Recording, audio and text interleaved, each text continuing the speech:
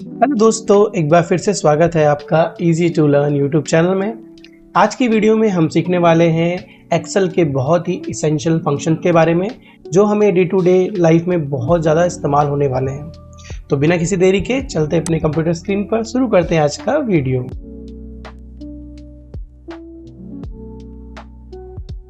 हम अपनी computer screen पर और आज हम जिस फंक्शन को सीखने वाले हैं उसका नाम है फिल्टर।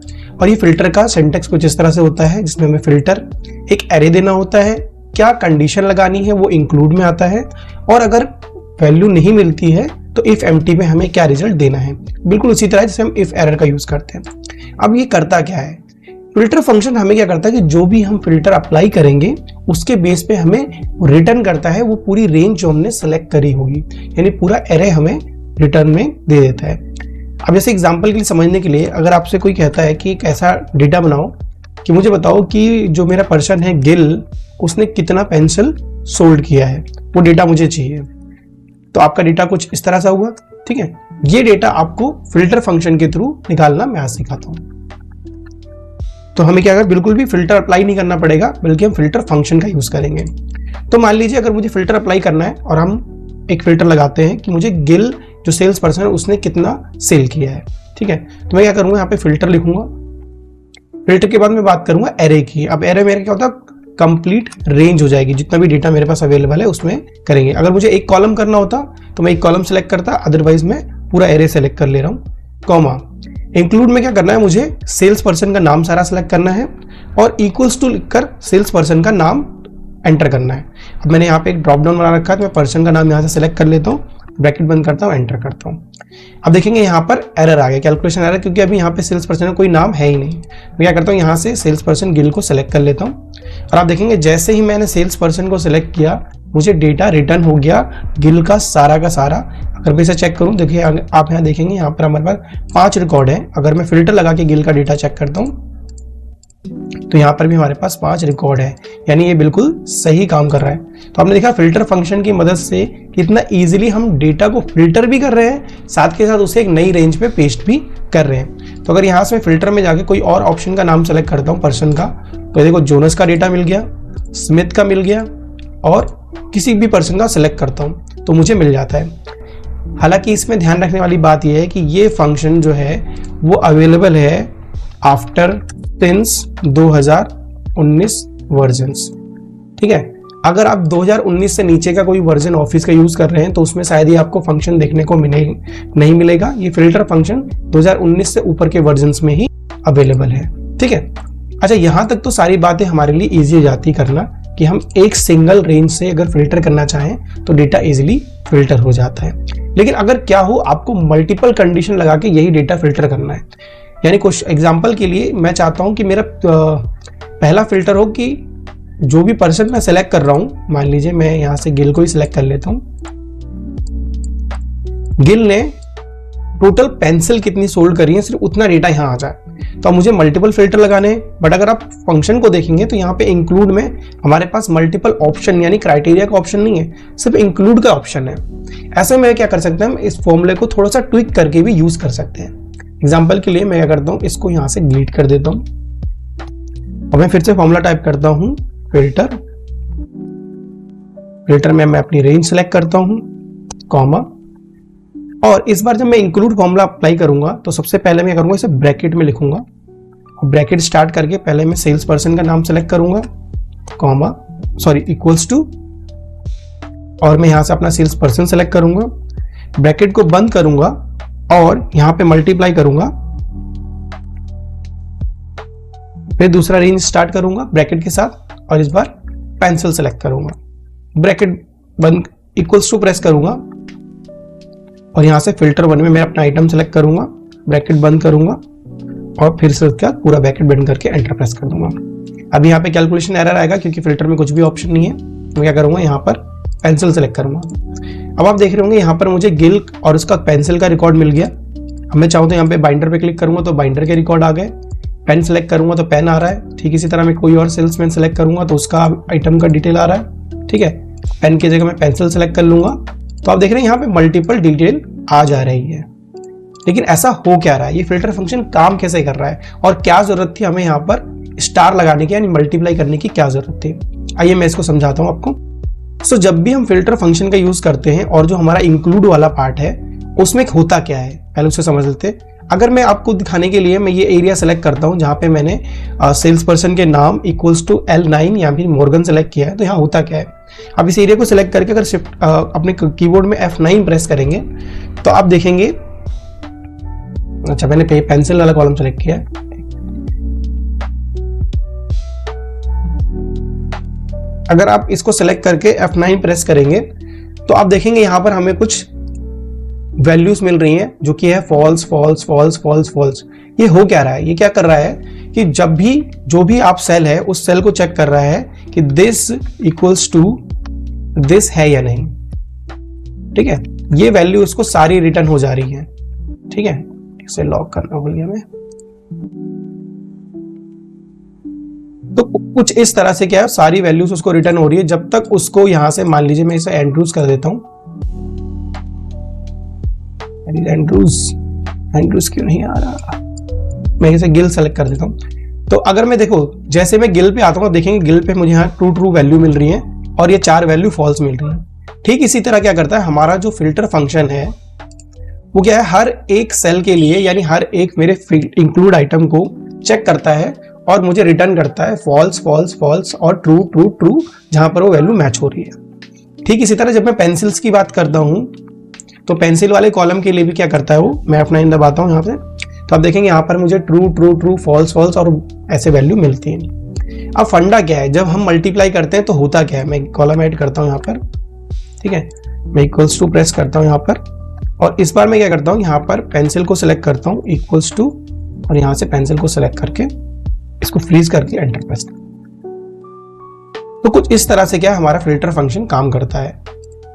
अब जब हमने मल्टीप्लाई किया ट्रू को फॉल्स से, तो अगर मैं नॉर्मल यहां से मल्टीप्लाई करता हूं तो आप देखेंगे मुझे यहां क्या मिल गया, 0 मिल गया।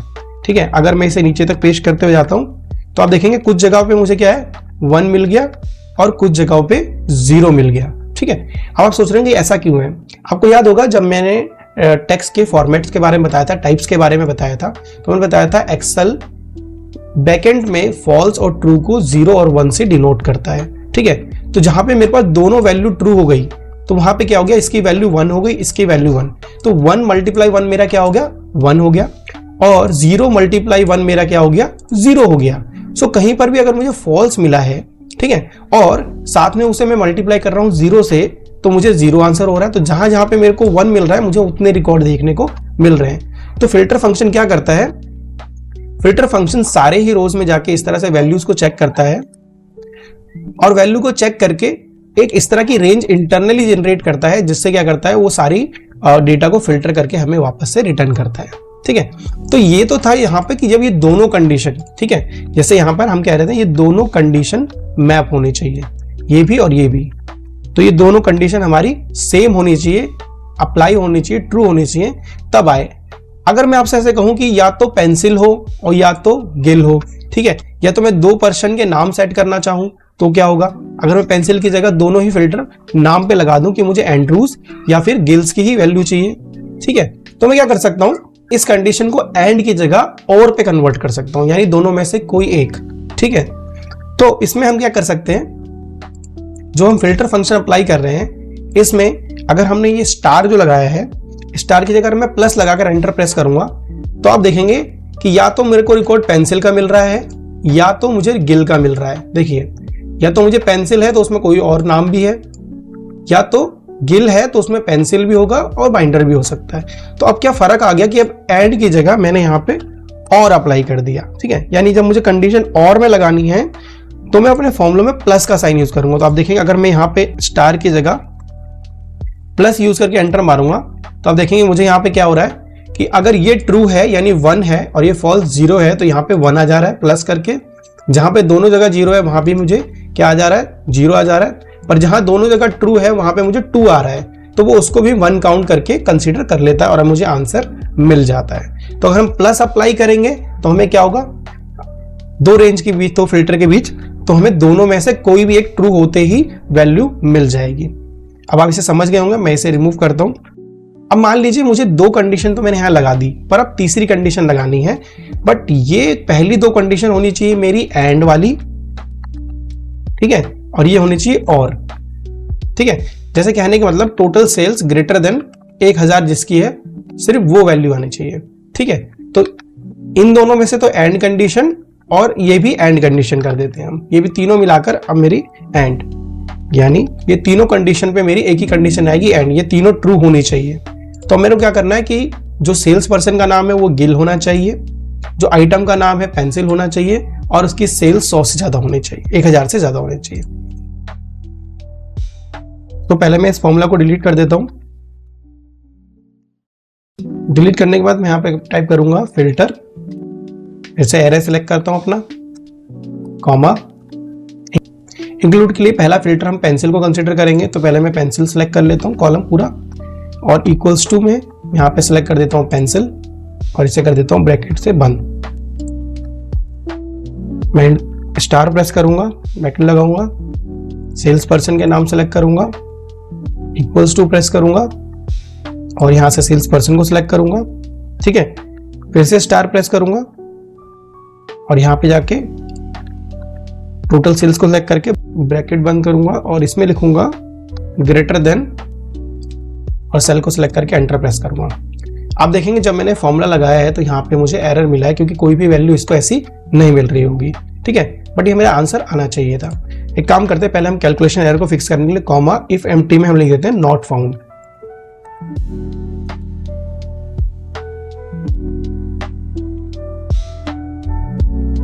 जैसे मैंने नॉट फाउंड लिख दिया, अब ऐसा कोई रिजल्ट इसमें आ नहीं रहा है, बट अगर मैं ध्यान से देखूं गिल ने टोटल पेंसिल कितने की सेल करी है,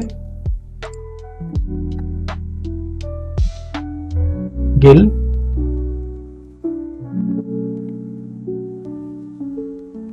ठीक है, गिल में पेंसिल का कोई भी ऐसा लाइन आइटम नहीं है जो 1000 से ऊपर है। अगर मैं यहां चेक करता हूं बाइंडर का,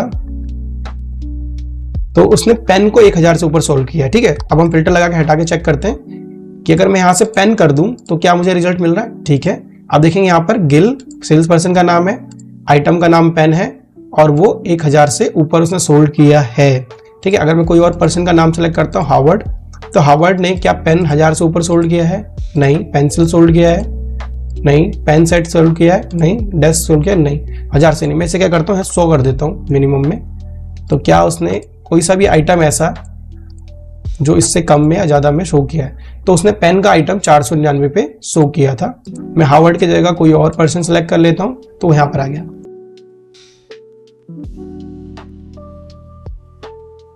तो दोस्तों अगर हम बात करते हैं इंडेक्स प्लस मैच फॉर्मूला की, तो इंडेक्स का जो फॉर्मूला है वो काम करता है रो और कॉलम के इंडेक्सेस पर, जैसा इसका नाम भी है। तो इंडेक्स इटसेल्फ हमें कुछ भी नहीं रिजल्ट दे सकता अगर हम उसमें मैच का यूज ना करें। तो हमें दोनों ही फॉर्मूला को यूज करना बहुत जरूरी आता है। आइए एग्जांपल से आपको समझाता हूं कि इंडेक्स विदाउट मैच कोई भी यूजफुल फॉर्मूला नहीं है।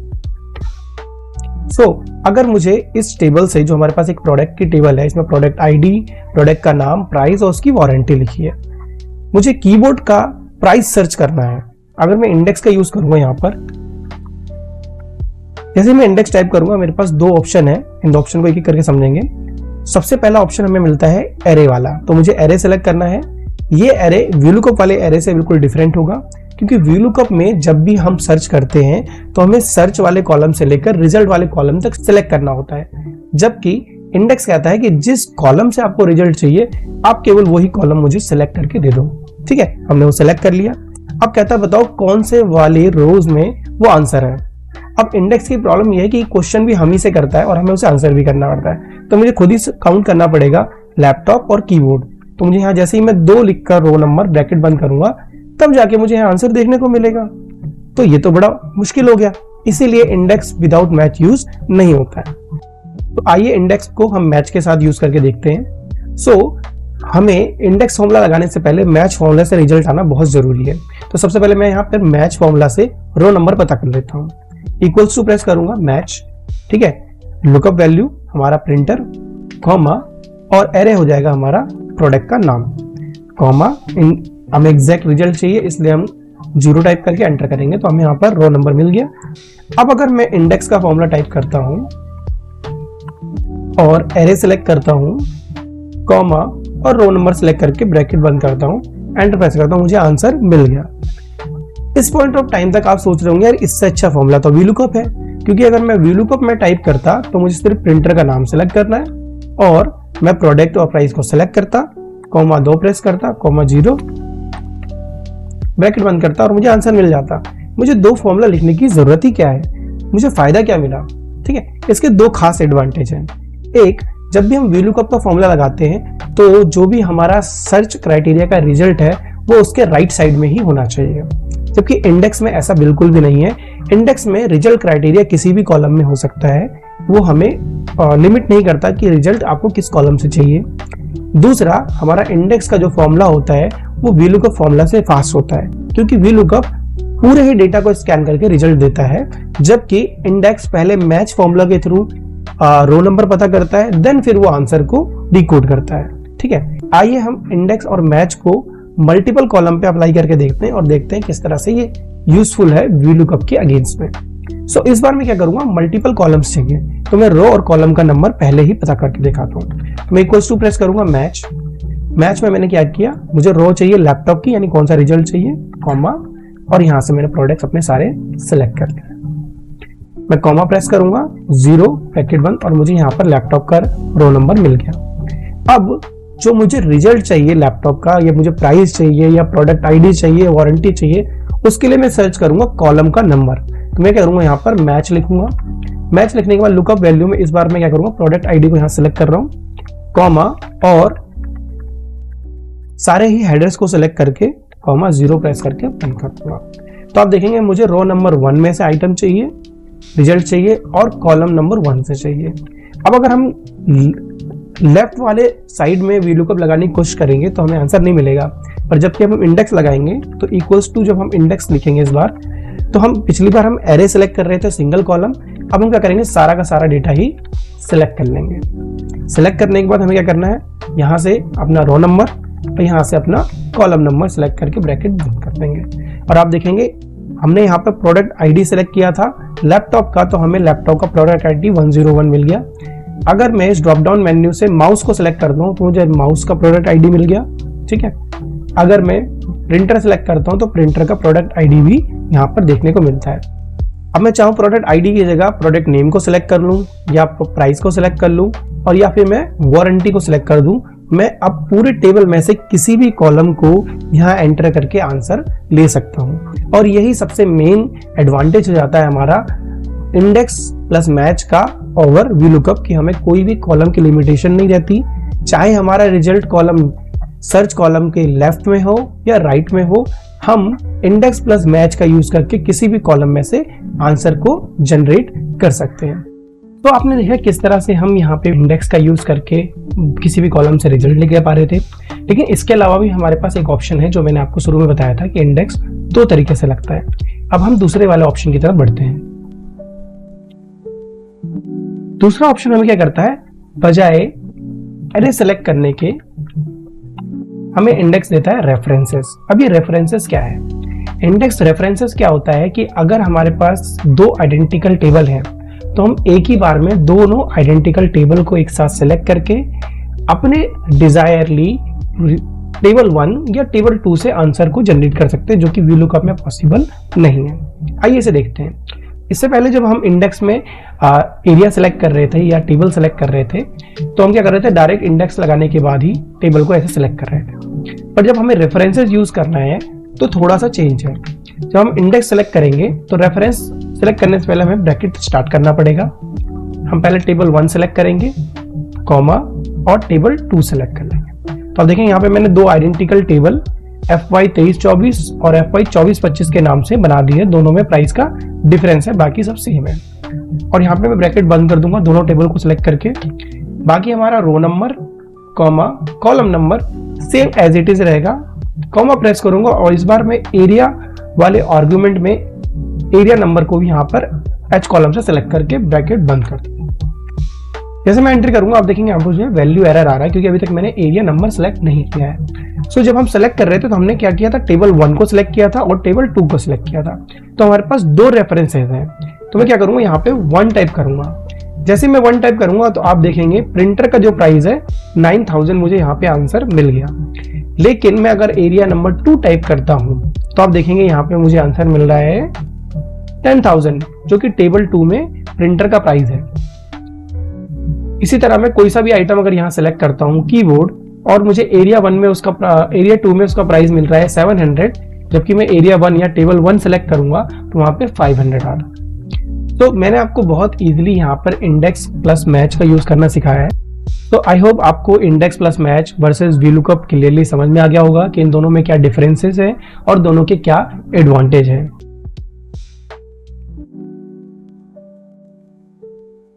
टेक्स्ट के फंक्शन जो हमें बहुत यूजफुल होते हैं जब हम टेक्स्ट रिलेटेड चीज़ों पे काम करते हैं। कई बार क्या ऐसा होता है कि हम अपने न्यूमेरिक वैल्यू पे तो हमने काम कर लिया, बट उसे प्रेजेंटिंग फॉर्म में करने के लिए या कुछ टेक्स्ट को एडिट करने के लिए भी या उन्हें मर्ज करने के लिए हमें इन फंक्शन की ज़रूरत पड़ती है, जिसमें हमारा सबसे पहला फंक्शन है कॉनकैटिनेट का। ठीक है, मान लीजिए कभी आपके पास ऐसा सिनेरियो आता है कि आपके पास 2 कॉलम है, जिसमें एक में आपके पास फर्स्ट नेम है और एक में लास्ट नेम है, और आपको उनसे फुल नेम जनरेट करना है। सो ऐसी सिचुएशन में आपको कॉनकैटिनेट बहुत काम आने वाला है। इसे यूज करने का तरीका काफी सिंपल है।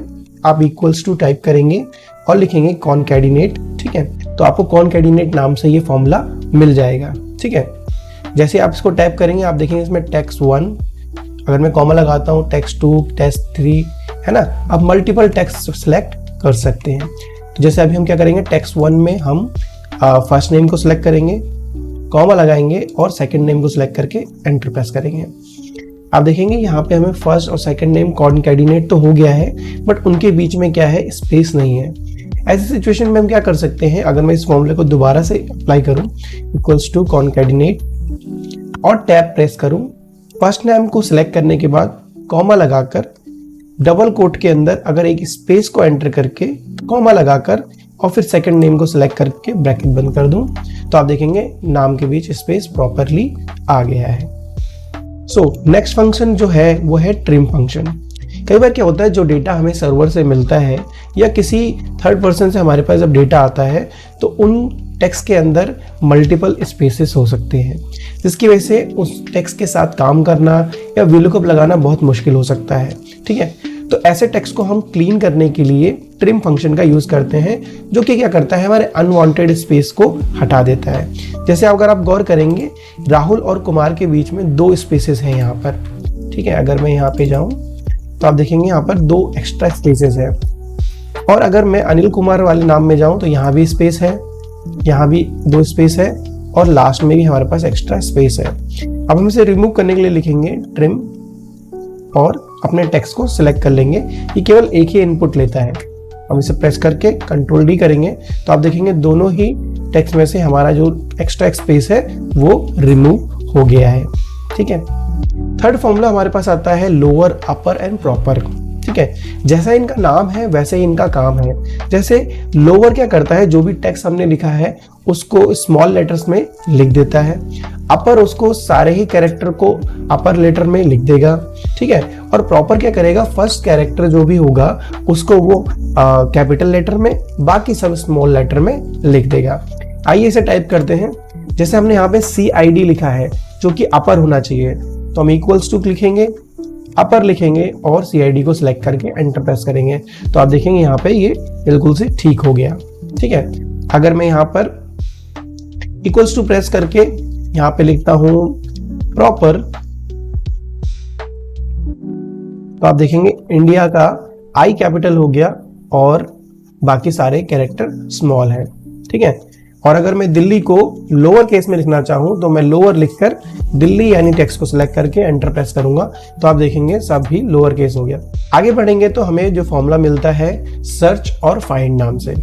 हालांकि इन दोनों फॉर्मूला का काम बिल्कुल सिंपल है, किसी भी टेक्स्ट को फाइंड करना या किसी भी कैरेक्टर को फाइंड करना, बट दोनों में एक मेजर डिफरेंस है कि जो हमारा सर्च फंक्शन है वो केस सेंसिटिव नहीं होता, जबकि फाइंड हमारा केस सेंसिटिव होता है।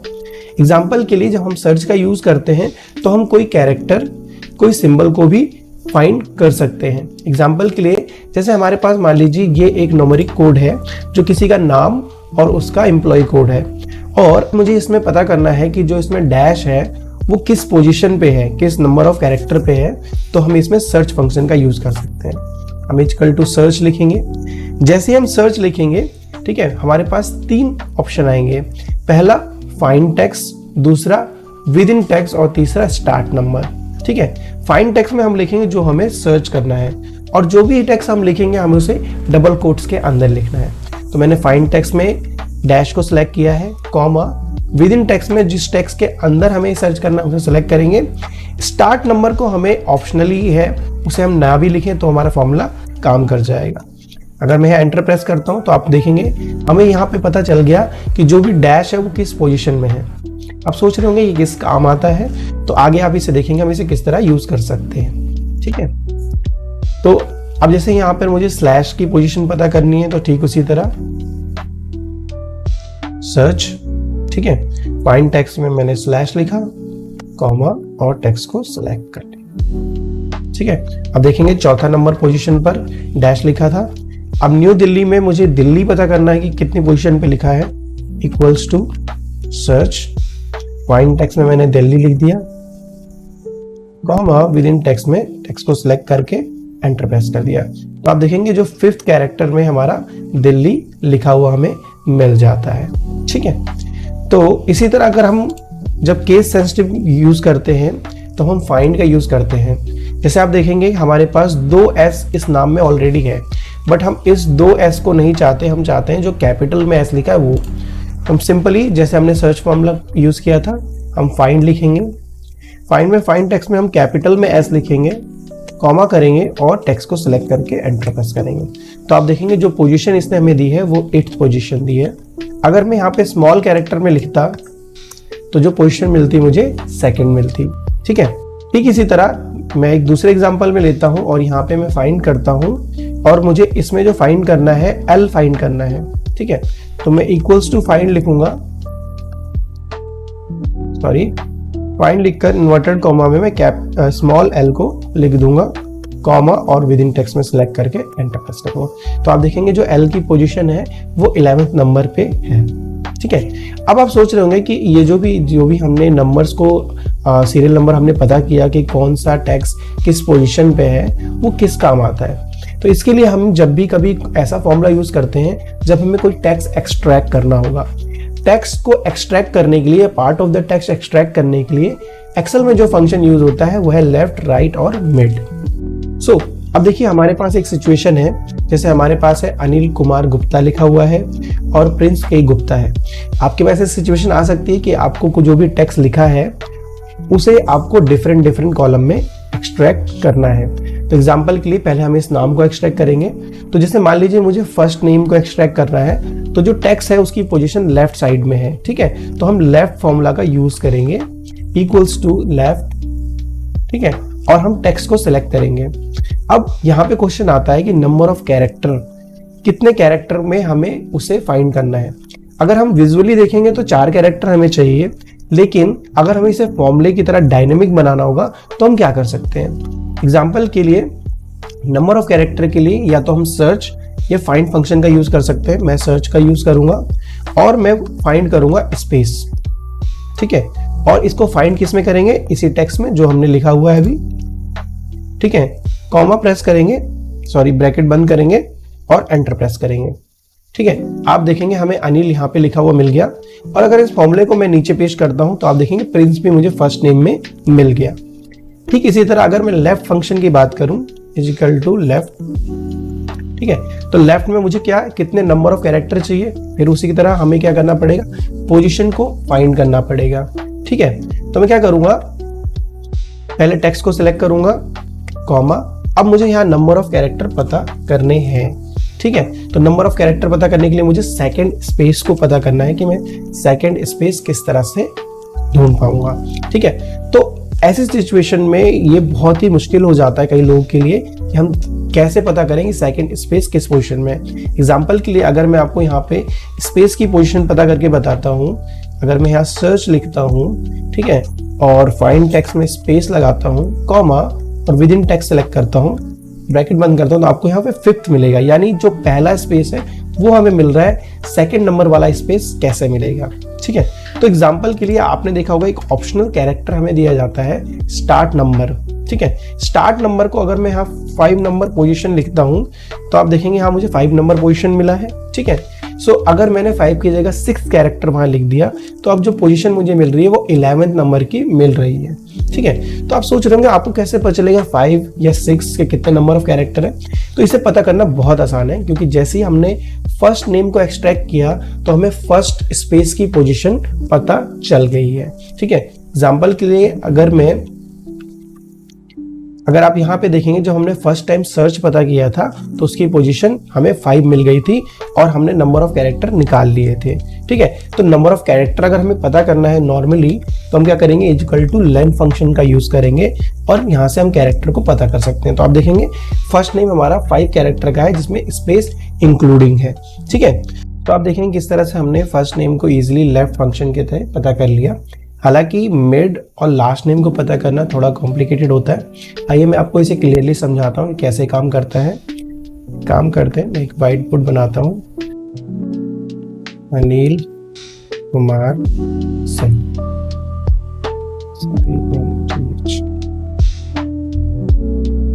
ठीक है, तो अगर आप देखेंगे तो यहाँ पे हमारे पास कुछ टेक्स्ट है, जैसे यहाँ पे 4 नंबर ऑफ कैरेक्टर है, यहाँ पे हमारे पास 5 नंबर कैरेक्टर है और यहाँ पर 5 है। अगर आप टोटल करेंगे तो यहाँ पे आप देखेंगे यहाँ पर जो लेंथ है इस पूरे टेक्स्ट की वो 14 कैरेक्टर की है, बट यहाँ पर जो हमारा स्पेस होता है ये भी 1 कैरेक्टर लॉन्ग होता है।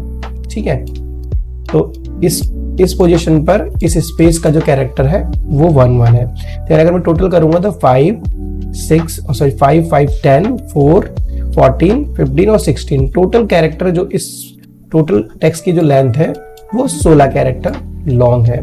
तो जब हमने लेफ्ट फंक्शन का यूज किया तो हमने फाइंड किया इस वाले स्पेस को और इस स्पेस से पीछे के कैरेक्टर को हमने लेफ्ट फंक्शन के थ्रू यूज कर लिया। ठीक है, लेकिन जब हमें लास्ट नेम पता करना होगा तो हमें किसी तरह से ये पता करना है कि ये वाला जो स्पेस है इसकी पोजीशन क्या है।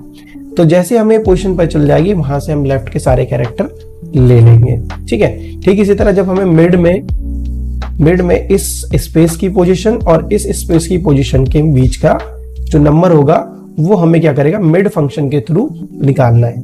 ठीक है, तो आपने देखा इसका एग्जांपल क्या है, इस तरह से है। सबसे पहले हमें पता करना है कि ये पोजीशन पर जो स्पेस है इसका पोजीशन नंबर क्या है। ठीक है, जो कि होगा ये 4, 5, 10 पर है या 11 पर है। ठीक है, तो 11 के बाद हमें लास्ट में जितने भी कैरेक्टर है वो चाहिए। आइए हम इसे एक्सेल में यूज करके देखते हैं। तो इसके लिए हमें 2-3 चीजें चाहिए होंगी कि हमारे टेक्स्ट की टोटल लेंथ कितनी है। तो टोटल लेंथ पता करने के लिए हमारे पास जो फॉर्मूला होता है वो लेंथ फंक्शन होता है। लेंथ फंक्शन के अंदर अगर हम कोई भी कैरेक्टर डालेंगे तो हमें उसकी टोटल लेंथ पता चल जाएगी। तो आप देखेंगे इसकी total length of this character है वो 16 है। ठीक है, तो अब हमें करना क्या है कि जो टोटल कैरेक्टर है उसमें से जो सेकंड स्पेस है वहां तक का कैरेक्टर माइनस कर देना है। ठीक है, लेकिन जब भी मैं इसमें स्पेस को फाइंड करूंगा, अगर मैं यहाँ सर्च करता हूँ और सेलेक्ट करता हूँ टेक्स्ट को और ब्रैकेट करके स्पेस बनाकर स्पेस टाइप करके कॉमा अगर मैं टेक्स्ट को सिलेक्ट करता हूँ तो आप देखेंगे मुझे यहाँ पे 5th नंबर कैरेक्टर मिल रहा है। हालांकि जबकि हमें 5th नंबर जो पोजीशन है वो पहले स्पेस की है, हमें सेकंड स्पेस की चाहिए। ठीक है, तो इसके लिए हम क्या कर सकते हैं, आपने देखा होगा जब मैं इस फॉर्मूले को लिख रहा था तो यहाँ पे एक ऑप्शनल आर्ग्यूमेंट हमें और मिलता है जो कि है स्टार्ट नंबर का। स्टार्ट नंबर का हमें क्या करता है कि हमें किस पोजीशन से स्टार्ट करना है। ठीक है, तो अगर मैं इसको ऐसे करता हूं कि मैं अगर लैंड करता हूं और जो हमने फर्स्ट नेम लिया है और उसको यहाँ पर एंटर कर देता हूं। ठीक है, और ब्रैकेट बंद करके एंटर पर प्रेस करता हूं तो अभी मुझे 5 मिल रहा है क्योंकि ऑलरेडी 5 कैरेक्टर है। तो मैं यहाँ पे क्या करता हूँ, लैंड में +1 कर देता हूँ। तो आप देखेंगे अब जो मुझे कैरेक्टर मिल रहा है वो 11 मिल रहा है। ठीक है, तो अब मुझे पता चल गया कि मेरा सेकंड नंबर जो सेकंड स्पेस है वो 11 पोजीशन पे है और टोटल लेंथ मेरी 16 कैरेक्टर की है। तो अगर मुझे लास्ट नेम पता करना होगा तो मुझे करना क्या है, जो भी टोटल कैरेक्टर है उसमें से मुझे जो सेकंड स्पेस है उस पोजीशन को माइनस कर देना है। तो मुझे पीछे से मतलब लेफ्ट राइट से कितने कैरेक्टर हमें चाहिए लास्ट नेम को, वो हम इजीली पता कर सकते हैं। तो आइए इसको सॉल्व करते हैं। सॉल्व करने के लिए पहले हमें इन दोनों चीज़ों को सॉल्व कर लेते हैं। सेकंड स्पेस का फॉर्मूला हमारे पास यहाँ ऑलरेडी है और लास्ट नेम पता करने के लिए हमें जो लॉजिक है वही लगाना है और टोटल कैरेक्टर यहाँ पर है। तो हम यहाँ करते हैं राइट लिखते हैं। जैसे हम राइट लिखेंगे तो राइट में उसे चाहिए टेक्स्ट पर कितने कैरेक्टर चाहिए, ठीक है। तो हम क्या करेंगे, यहाँ पर पहले हम टेक्स्ट को सिलेक्ट करेंगे और नंबर ऑफ कैरेक्टर के लिए हम दो चीजें करेंगे। एक, पहले हम लेन फंक्शन में टोटल नंबर ऑफ कैरेक्टर ले लेंगे जैसा हमने पहले यहाँ पे किया था, ठीक है। फिर उसका क्या करेंगे, माइनस करेंगे और सेकंड स्पेस पता करने के लिए सर्च फंक्शन का यूज करेंगे। उसमें हम फाइंड टेक्स्ट में स्पेस को डालेंगे, कॉमा विद इन टेक्स्ट में टेक्स्ट को सिलेक्ट करेंगे, कॉमा और इसमें हम लेंथ डालेंगे हमारे जो फर्स्ट नेम की है और उसमें +1 कर देंगे। जैसे हम ऐसे ब्रैकेट बंद करके दो बार ब्रैकेट बंद करके एंटर प्रेस करेंगे तो आप देखेंगे हमारे पास लास्ट नेम भी इजीली हमें मिल गया। और हम जैसे इसे ड्रैग करेंगे तो हमें सेकंड नेम भी मिल जाएगा। अभी देखिए यहाँ पे करेक्शन करना पड़ेगा, गुप्ता। तो आप देखेंगे चाहे मैं कितने भी नंबर ऑफ कैरेक्टर यहाँ पे लिख दूं, ठीक है, वो ऑटोमेटिक ही आइडेंटिफाई कर लेगा कितने नंबर ऑफ कैरेक्टर है। अगर मैं मैनुअली यहाँ 5 टाइप करता तो हमेशा के लिए क्या होता, वो 5 डिजिट को ही रीड करता, ठीक है। तो आपने देखा यहाँ पे किस तरह से हमने फर्स्ट नेम और लास्ट नेम को यहाँ पर एक्सट्रैक्ट कर लिया। ठीक इसी तरह अब हमें मिडिल नेम को भी पता करना है। मिडिल नेम को पता करना थोड़ा इजी हो जाएगा क्योंकि हमें सिर्फ 2 स्पेस की पोजीशन को पता करना है और हमें दोनों स्पेस की पोजीशन हमने पता कर ली है कि सेकंड स्पेस की पोजीशन 11 है और फर्स्ट स्पेस की हमारी 5 है। तो जैसे करते हैं हम, अगर मैं मिड टाइप करूंगा तो आप देखेंगे मिड मुझे 2 आर्गुमेंट कहता है टेक्स्ट के साथ साथ, एक स्टार्ट नंबर और एक नंबर ऑफ कैरेक्टर, ठीक है। तो यहाँ पे भी ठीक हमें नंबर ऑफ कैरेक्टर पता करना है। तो स्टार्ट नंबर हमारा क्या रहेगा, अगर मैं कॉमा लगा के यहाँ लेन प्रेस करूंगा, लेन टाइप करूंगा और इस कैरेक्टर को जो हमने पहले फर्स्ट नेम निकाला है उसको टाइप करके नंबर ऑफ कैरेक्टर में फिलहाल मैं क्या करता हूँ 5 लिखकर ब्रैकेट बंद कर देता हूँ, ठीक है। तो आप देखेंगे उसने कुमार से रीड करना तो शुरू कर दिया लेकिन 5 कैरेक्टर ही रीड किया है। तो उसे कितने कैरेक्टर आगे जाना है ये जानने के लिए हमें सेकंड कैरेक्टर से और फर्स्ट नेम की लेंथ माइनस करनी होगी, ठीक है। तो हम क्या करेंगे, नंबर ऑफ कैरेक्टर पता करने के लिए पहले हम क्या करेंगे, टोटल जो हमारा सेकंड कैरेक्टर है उसको पता करेंगे जो इसमें हमने ऑलरेडी पता किया है। हम यहाँ से इसको कॉपी कर लेंगे सर्च वाले से। एक काम करता हूँ, मैं इसे दोबारा ही कर देता हूँ ताकि आपको चल जाएगा। तो मैं पहले सेकंड स्पेस का जो कैरेक्टर लेंथ है वो पता कर लूँ, ठीक है। तो मैं यहाँ लिखूंगा सर्च के बाद मैं फाइंड टेक्स्ट में स्पेस लिखूंगा, कॉमा विद इन टेक्स्ट में हम नाम को सिलेक्ट करेंगे, कॉमा स्टार्ट नंबर में हम क्या करेंगे, लेंथ ऑफ फर्स्ट नेम को सिलेक्ट करेंगे, ब्रैकेट बंद करके +1 लिख के फिर ब्रैकेट बंद करेंगे, ठीक है। जब मैं एंटर प्रेस करूंगा आप देखेंगे उसने उस पर्टिकुलर पोजीशन से आगे के सारे कैरेक्टर ले लिए, बट हमें नंबर ऑफ कैरेक्टर चाहिए, ध्यान रखने वाली बात है। तो अगर मैं इस क्वेश्चन का आंसर देखता हूं तो इस क्वेश्चन का आंसर मेरा सेकंड स्पेस का 11 है, ठीक है। तो अगर यहाँ पे हमें करना क्या है, जितना भी हमारा फर्स्ट नेम है, ठीक है, फर्स्ट नेम का लेंथ है जो भी, अगर मैं फर्स्ट नेम का लेंथ देता हूँ यहाँ पर, फर्स्ट नेम का लेंथ ब्रैकेट बंद, तो फर्स्ट नेम का लेंथ पे मेरा 5 है। तो मुझे number of character of middle का क्या हो जाएगा, सेकंड स्पेस माइनस में नंबर ऑफ कैरेक्टर, ठीक है, जो मेरा फर्स्ट नेम में है। तो फर्स्ट नेम का लेंथ मुझे क्या करना है, अब जो भी मैंने यहाँ पे फॉर्मूला लगाया था सर्च का, ठीक है, नंबर ऑफ कैरेक्टर के लिए, उसमें मैं माइनस करूंगा लेंथ ऑफ फर्स्ट नेम। मैं ब्रैकेट बंद करके एंटर करूंगा तो आप देखेंगे यहाँ पे कुमार इजीली आ गया। जैसे मैं फॉर्मूले को नीचे पेस्ट करूंगा तो आप देखेंगे कुमार के बाद सिर्फ सेकंड नेम हमारे पास के है, बट वो भी हमें इजीली यहाँ पर मिल गया है, ठीक है। थोड़ा कॉम्प्लिकेटेड है, आप इस वीडियो को रिवाइंड करके दोबारा देख लीजिएगा, ठीक है। हमें पास लॉजिकली ये समझना है कि जो भी हमने नंबर ऑफ कैरेक्टर यूज करे हैं उसके बीच का डिस्टेंस क्या है। मैं एक बार फिर से बता देता हूं आपको, ठीक है। जब भी हम कोई टेक्स्ट लिखते हैं, जैसे हमने लिया था अनिल कुमार गुप्ता सिंह, ठीक है, तो हमें पहले ही पता करना है कि ये जो स्पेस है इसकी पोजीशन क्या है, ठीक है। ये पोजीशन ही हमें क्या करती है, फर्स्ट नेम को और सेकंड नेम को इजिली एक्सट्रैक्ट करने में मदद करती है, ठीक है। हमारे आर्गुमेंट में हमें चाहिए होता है नंबर ऑफ कैरेक्टर्स, तो हमें पहले पता करना है कि हमारा टोटल कैरेक्टर की लेंथ क्या है। जैसे यहाँ पर हमारे पास 16 थी, इस स्पेस की पोजीशन 5 थी और इस स्पेस की पोजीशन 11 थी। ठीक है, तो इसी तरह क्या करते हैं, हम इनको पता करते हैं। तो जैसे हमने लेफ्ट फंक्शन का यूज किया तो उसमें नंबर ऑफ कैरेक्टर तो हमारा जो फर्स्ट स्पेस था वही आ गया। ठीक है, जो लास्ट नेम में हमें क्या था कि जो टोटल हमारा है उसमें से अगर हम फर्स्ट स्पेस को माइनस कर देंगे तो हमारे पास जितने भी कैरेक्टर बचेंगे, चाहे वो 5 बचे या 6 बचे, वो हमारा हो जाता है second name, sorry last name,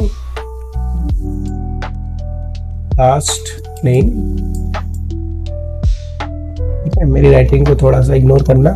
ठीक है, और जितना भी हमारे पास फर्स्ट कैरेक्टर और जितना भी हमारा फर्स्ट नेम के बाद का जो टेक्स्ट है और जो सेकंड स्पेस का टेक्स्ट है, इसके बीच की जो नंबर ऑफ कैरेक्टर होते हैं और पोजीशन होती है, तो पोजीशन तो हमारी हो जाएगी 6, बट नंबर ऑफ कैरेक्टर हो जाएगा जो हमारा फर्स्ट स्पेस और सेकंड स्पेस के बीच का है, तो वो 5 भी हो सकता है। और सेकंड एग्जांपल में हमारे पास सिर्फ एक कैरेक्टर था। ठीक है, आई होप आपको समझ में आया होगा, थोड़ा कॉम्प्लिकेटेड है। ठीक है, इसके बाद जो हमारे पास फंक्शन होता है वो है सब्स्टिट्यूट का। सब्स्टिट्यूट क्या करता है, एक टेक्स्ट को रिप्लेस करता है किसी और टेक्स्ट से। ठीक है, अगर मैं इक्वल्स टू यहाँ पे सब्स्टिट्यूट करता हूँ और मैं चाहता हूँ कि जिसमें जो सिंह लिखा है वो सिंह की जगह कुछ और लिख जाए, जैसे यहाँ गुप्ता लिखना है मुझे, तो मैंने टेक्स्ट सेलेक्ट किया, ओल्ड टेक्स्ट में मैंने लिखा सिंह। ठीक है, और न्यू टेक्स्ट में मैंने लिखा गुप्ता, ब्रैकेट बंद किया, तो आप देखेंगे अनिल कुमार की जगह अनिल गुप्ता यहाँ पर आ गया। अब जैसे यहाँ पर देखिए मेरे से गलती हो गई है, मैंने यहाँ पे टी लिखना भूल गया, तो मैं यहाँ पर भी क्या करूंगा, इसको रिप्लेस करूंगा और मैं यहाँ पर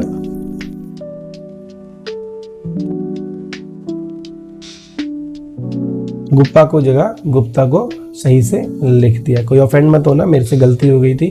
ठीक है, तो आप देखेंगे इस तरह से हम क्या, कोई भी जो टेक्स्ट है उसको एक स्ट्रिंग में अगर चेंज करना चाहते हैं तो हम उसमें सब्स्टिट्यूट का यूज करते हैं। इसके बाद जो हमारे पास ऑप्शन होता है वो है टेक्स्ट फंक्शन का। टेक्स्ट फंक्शन बहुत ही यूजफुल फंक्शन होता है, क्योंकि कई बार क्या होता है जब हम कॉन्कैटिनेट करते हैं दो अलग टाइप को, तो यहाँ पे बहुत प्रॉब्लम आती है। एग्जाम्पल के देखिए, मैं यहाँ पे लिखना चाहता हूँ टुडे और आज की डेट। ठीक है, तो मेरे पास डेट्स यहाँ पर हैं और टुडे यहाँ लिखा हुआ है। मैंने कॉन्कैटिनेट किया तो आप देखेंगे मैंने B61 एंड और मैंने ब्रैकेट लगाकर डेट को सिलेक्ट किया। आप देखेंगे मैंने डेट सिलेक्ट तो कर लिया है, लेकिन डेट सीरियल नंबर में आ रही है, ना कि डेट फॉर्मेट में। ठीक है, अब ऐसी प्रॉब्लम को सॉल्व करने के लिए टेक्स्ट फंक्शन का यूज होता है। अब देखिए मैं इसे टेक्स्ट फंक्शन के थ्रू कैसे करता हूँ, मैंने इक्वल्स टू किया और अपने टुडे वाले वैल्यू को सिलेक्ट किया, एंड किया, एंड की जगह हम कॉन्कैटिनेट भी यूज कर सकते हैं। मैं एक काम करता हूँ, आपको कॉन्कैटिनेट ही सिखा देता हूँ। कॉन्कैट, ठीक है, कॉन्कैट में हमने टेक्स्ट 1 सेलेक्ट किया, कॉमा किया, ब्रैकेट लगाया, कॉमा किया। ठीक है, अब यहाँ पे जो टेक्स्ट हमें यूज करना है वो डेट था, तो मैं डायरेक्ट इस पर्टिकुलर सेल को या डेट को सिलेक्ट नहीं करूंगा, बल्कि मैं यहाँ पे टेक्स्ट करके जो फंक्शन है उसको अप्लाई करूंगा और उसमें मैं इस डेट की वैल्यू को पुट करूंगा। ठीक है, देन मैं फॉर्मेट टेक्स्ट पे जाऊंगा। ये सबसे इंपॉर्टेंट पार्ट होता है टेक्स्ट का। फॉर्मेट टेक्स्ट में मैं डबल ब्रैकेट के अंदर, ठीक है, एक सेकेंड, अपना फॉर्मेट लिखूंगा। तो मेरा फॉर्मेट क्या है, dd/mm/YYYY।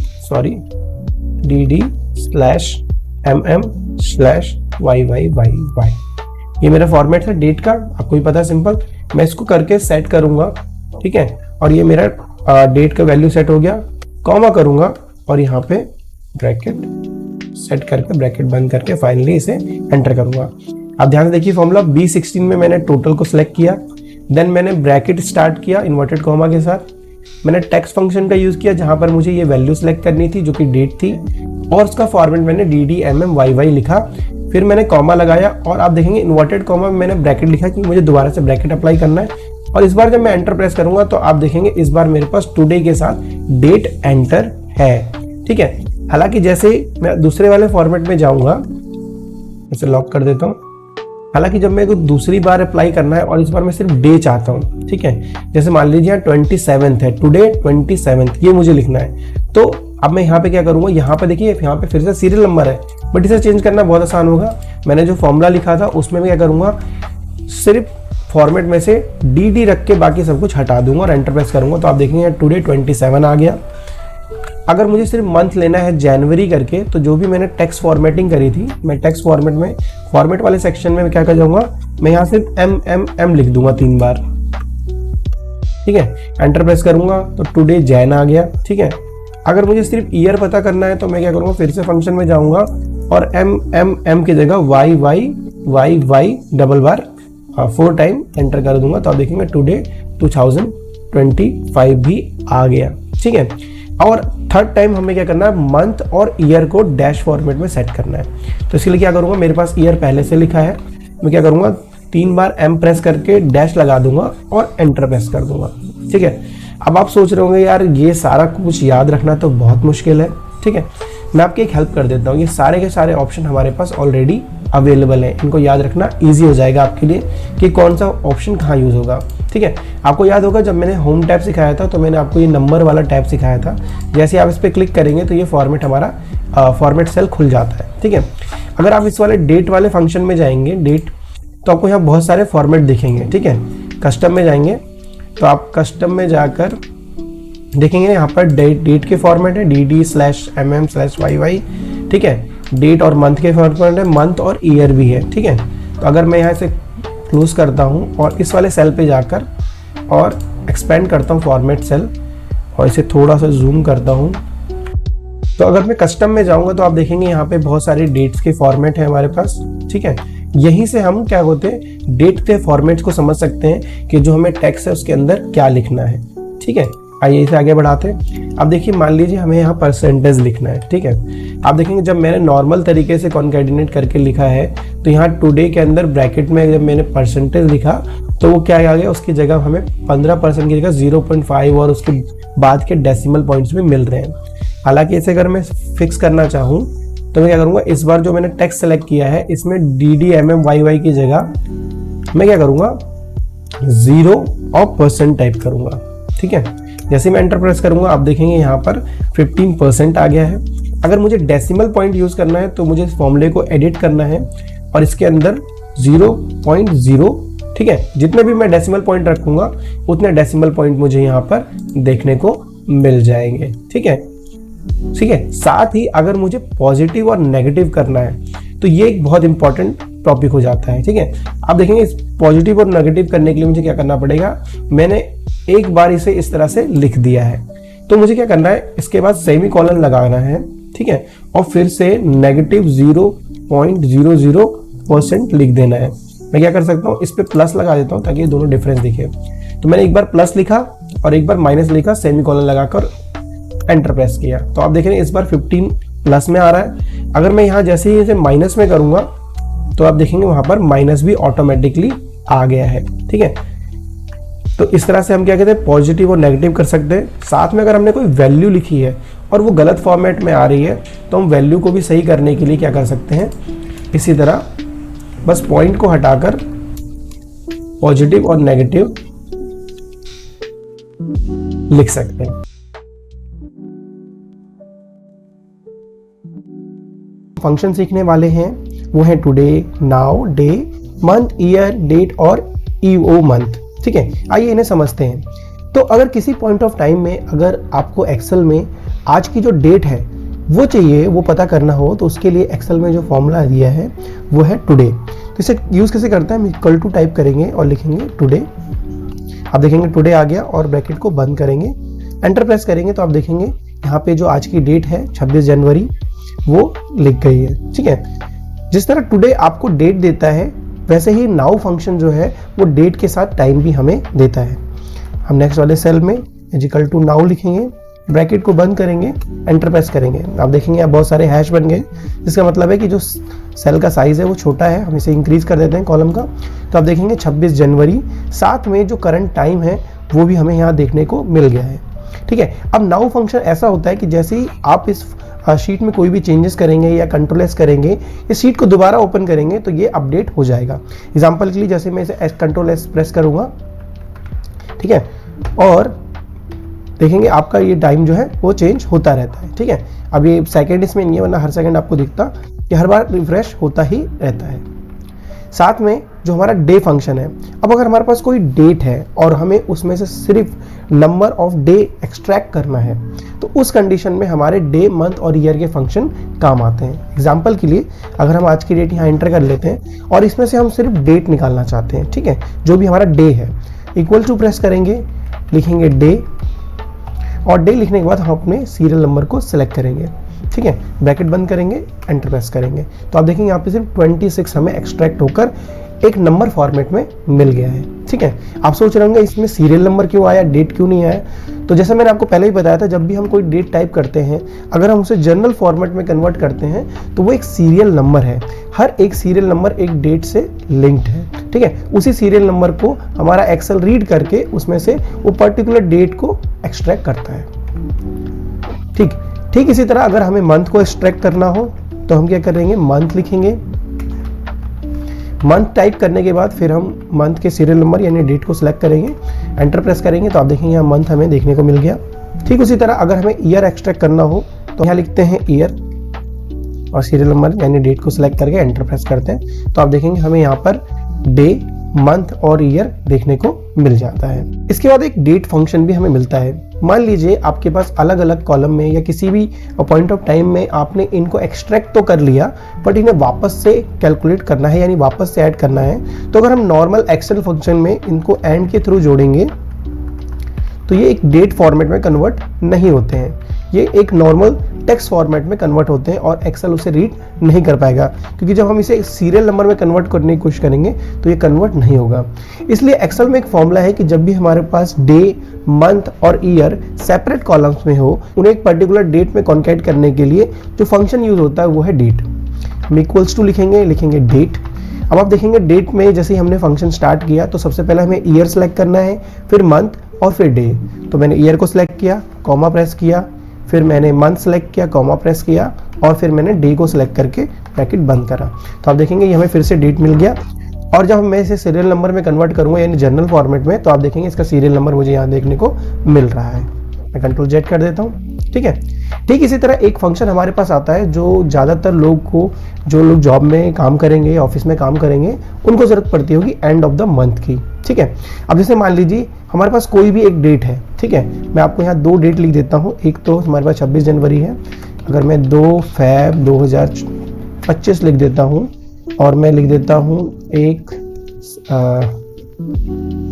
मान लीजिए 6/7/2025। अब इन दोनों डेट्स का हमें क्या है, एंड ऑफ द मंथ निकालना है कि एंड ऑफ द मंथ क्या होगा, क्योंकि स्टार्टिंग और मंथ सबका एक तारीख है लेकिन एंड सबका एक बराबर नहीं होता है। तो मैं क्या करता हूँ, इसको जुलाई की जगह जून कर देता हूँ क्योंकि वहाँ 30th आएगा। ठीक, तो अब अगर मुझे एंड ऑफ द मंथ पता करना है तो मैं क्या करूँगा, EO मंथ सेलेक्ट करूँगा, ठीक है, और स्टार्ट डेट को सिलेक्ट करूँगा, कॉमा, अब मुझे किस मंथ का एंड ऑफ द डेट चाहिए, तो मुझे इसी मंथ का चाहिए, तो मैं 0 प्रेस करके ब्रैकेट लगा के एंटर प्रेस करूंगा। मुझे एक सीरियल नंबर मिलेगा। अगर मैं इसे डेट में कन्वर्ट करता हूं तो आप देखेंगे यहाँ पर 30 जून आ गया। ठीक है, ठीक इसी तरह अगर मैं दोबारा EO मंथ लिखता हूं और इस बार मैं 2 फरवरी को सिलेक्ट करता हूं, कॉमा, 0 प्रेस करता हूं, ब्रैकेट बंद करता हूं, एंटर, तो इस बार जो मुझे सीरियल नंबर मिलेगा अगर मैं इसे डेट में कन्वर्ट करूं तो वो 20 फरवरी है। ठीक है, तो ये बहुत ज़रूरी हो जाता है हमारे लिए फंक्शन कि जब हमें किसी भी मंथ का लास्ट डे पता करना हो, क्योंकि हमारे जो मंथ है वो सारे 31 को या 30th को ख़त्म नहीं होते, अलग अलग डेज पे ख़त्म होते हैं। ठीक है, मान लीजिए कि आपके पास कोई डेट है और उससे 3 महीने आगे का अगर आपको एंड ऑफ द मंथ पता करना है तो सिंपली आप क्या करेंगे, जो भी डेट आप सेलेक्ट करेंगे EO मंथ में, ठीक है, कॉमा, अगर मैं यहाँ पर 1 टाइप करूंगा, ठीक है, तो अभी तक हमने जब 0 टाइप किया था तो हमें जून मिला था, लेकिन अगर मैं 1 टाइप करूंगा तो आप देखेंगे हमें 31 जुलाई मिला है। ठीक है, यानी अगर मैं प्लस या माइनस करूं, ठीक है, तो मुझे उस करंट मंथ के आगे या पीछे के एंड ऑफ द मंथ मिल जाएंगे। जैसे एग्जांपल के लिए अगर मैं EO मंथ यहाँ टाइप करता हूँ और मैं इस बार फेब को सिलेक्ट करता हूँ और माइनस में 1 लिखता हूँ, तो मुझे जो डेट मिलेगी वो होगी 31 जनवरी। ठीक है, आई होप आपको ये फॉर्मूला अच्छे से समझ में आएगा। ठीक है, तो आगे हम बढ़ते हैं। जब डेट्स की बात आती है तो हमें डेट्स को ऐड और सब्ट्रैक्ट भी करना पड़ता है। अब हम डेट्स को ऐड कैसे करें या डेट्स को सब्ट्रैक्ट कैसे करें, तो जैसे हम मैथमेटिकली जो हमने फॉर्मूला फंक्शन सीखे थे कि हम सिंबल्स के थ्रू किसी भी 2 नंबर को ऐड कर सकते हैं, क्योंकि जो हमारी डेट्स होती है वो सीरियल नंबर होती हैं, तो उन्हें भी हम नॉर्मल मैथ के फंक्शन की तरह ही उन्हें ऐड और सब्ट्रैक्ट कर सकते हैं। एग्जांपल के लिए कि मेरे पास जो आज की डेट है 26 जनवरी, अगर मैं इसको सेलेक्ट करता हूं और प्लस करके 5 इसमें प्लस करता हूं, तो मैं जब एंटर प्रेस करूंगा तो आप देखेंगे मुझे यहाँ 31 जैन मिल गया। अगर मैं 26 जैन को सेलेक्ट करके माइनस में 5 करता हूं तो मुझे 21 मिल गया। ठीक है, तो यानी मुझे डेट को ऐड और सब्ट्रैक्ट करने के लिए बिल्कुल सिमिलर मैथ फंक्शन की तरह यूज करना है कि कोई भी डेट प्लस अ नंबर वो उस डेट में ऐड हो जाएगा। हाँ, हम दो डेट्स को भी आपस में ऐड और सब्ट्रैक्ट सेम तरीके से कर सकते हैं। जैसे मान लीजिए अगर मैं 31 जैन में से माइनस करूं 26 जैन, जैसे मैं एंटर प्रेस करूंगा आप मुझे 5 यहाँ पे रिटर्न हो जाएगा। ठीक है, अब बात आती है कि जिस तरह हमने डेट में डे ऐड किए, क्या हम उसी तरह मंथ को भी ऐड कर सकते हैं या ईयर्स को ऐड कर सकते हैं। एग्जाम्पल के लिए मुझे करंट डेट में 10th मंथ आगे ऐड करना है, तो मैं क्या करूंगा, इसके लिए जो फंक्शन हमारे को दिया गया है उसे हम कहते हैं ई डेट। जैसे मैं ई डेट लिखूंगा तो ई डेट हमें क्या कहता है, एक सीरियल नंबर रिटर्न करेगा ऑब्वियसली डेट के लिए। तो हम क्या करेंगे, एक डेट सेलेक्ट करेंगे कॉमा, और मुझे मंथ जितने भी सिलेक्ट करने हैं, जैसे मुझे 10 मंथ, तो मैंने 10 को सिलेक्ट किया, ब्रैकेट बंद किया, एंटर प्रेस किया, एक सीरियल नंबर मिला, इसे डेट में कन्वर्ट करेंगे कंट्रोल शिफ्ट हैश प्रेस करके, तो आप देखेंगे यहाँ पे 26 नवंबर 2025 की डेट मुझे मिल गई है। ठीक इसी तरह अगर मैं ई डेट लिखकर और स्टार्ट डेट को सिलेक्ट करके और नेगेटिव में 10 लिखूंगा तो मुझे जो सीरियल नंबर मिलेगा वो 26 मार्च 2024 का मिलेगा। ठीक है, ठीक इसी तरह हम ईयर्स के साथ भी कर सकते हैं, बट ईयर्स के साथ चैलेंज ये रहेगा कि हमारे पास जो ई डेट है उसमें कोई ईयर का ऑप्शन नहीं है। आप देखेंगे फॉर्मूला में ई डेट के अंदर कोई भी ईयर का फॉर्मूला नहीं है, बट हम इसे बहुत ईजी तरीके से कर सकते हैं क्योंकि इसमें हमें मैथ का ही यूज करना है। तो मैंने जो भी डेट सेलेक्ट किया, मान लीजिए मुझे इसमें 3 ईयर ऐड करने हैं, तो मैं क्या लिखूंगा, 12 मल्टीप्लाई बाई 3 सेलेक्ट करके ब्रैकेट बंद करके एंटर प्रेस करूंगा, तो आप देखेंगे मुझे इसमें 3 साल आगे की डेट मिल जाएगी। यानी जितने भी मंथ जितने भी ईयर मुझे ऐड करने हैं उसको हमें मल्टीप्लाई करना पड़ेगा 12 से, तो हम इजीली डेट को ऐड या सब्सट्रैक्ट कर सकते हैं। यानी अगर मैं कोई डेट सेलेक्ट करूं, अगर मैं ई डेट लिखता हूं, कोई भी डेट सेलेक्ट करूं, कॉमा -12 मल्टीप्लाई बाई 3 ब्रैकेट बंद करता हूं, जो सीरियल नंबर मुझे मिलेगा उसमें उतने ईयर्स वहां पे सब्सट्रैक्ट हो जाएंगे। उम्मीद करता हूं आज की वीडियो में आपने कुछ नया सीखा होगा। अगर आपको ये वीडियो अच्छा लगा तो लाइक करें। जो आपने इस वीडियो में नया कुछ सीखा तो कमेंट करके जरूर बताएं। मैं मिलता हूं आपसे अगली वीडियो में, तब तक के लिए बाय।